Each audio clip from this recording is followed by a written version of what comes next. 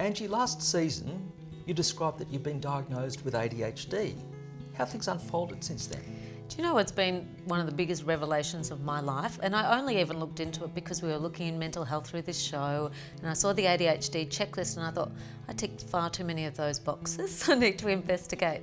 So going through with the diagnosis, it just made sense of my whole life, because it goes back through your childhood, how you were in school. In school, I just couldn't concentrate unless I was completely interested. Then you can look at your job history and see a pattern that I've never really had a boss for long, or I've changed jobs regularly. So you can see how it unfolds over your life. The other big factor was risk-taking behaviour. I was very drawn to that as a teen, and now I understand that the brain doesn't work the same as a neurotypical brain.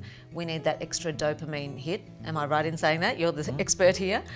So risk-taking behaviour gives us that dopamine hit to spark us into doing things. So of course I was going to be drawn to risk-taking behaviour. Now that sounds like a great example of accepting something. Now, were there any particular things that helped after that? I thought, you know what, I can just live how I've always lived and accept who I am and just see that as part of my personality, or I can experiment and try some medication. So I trialled the drug for 3 weeks, and I said to my husband at the end of it, now I'm going back to the doctor, what do you think honestly of this medication? He said, I love it.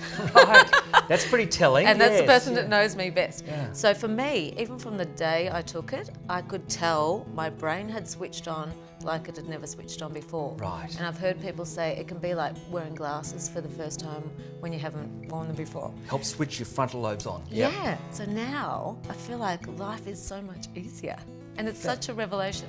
Fantastic. I hope you also keep some of the advantages of ADHD, like creativity, spontaneity, Yes. joining the dots in a creative way. Do you find that? Wow, I look back and I think I would have never taken on a show like this had I thought it through. But ADHD makes you go impulsive. Hey, let's make a show about happiness. Of course I can do that. I've never made a show before, but of course I can do that. Turning a challenge into a strength. Definitely has its strengths. I act before I think, but now I can sort of think and use that creativity at the same time.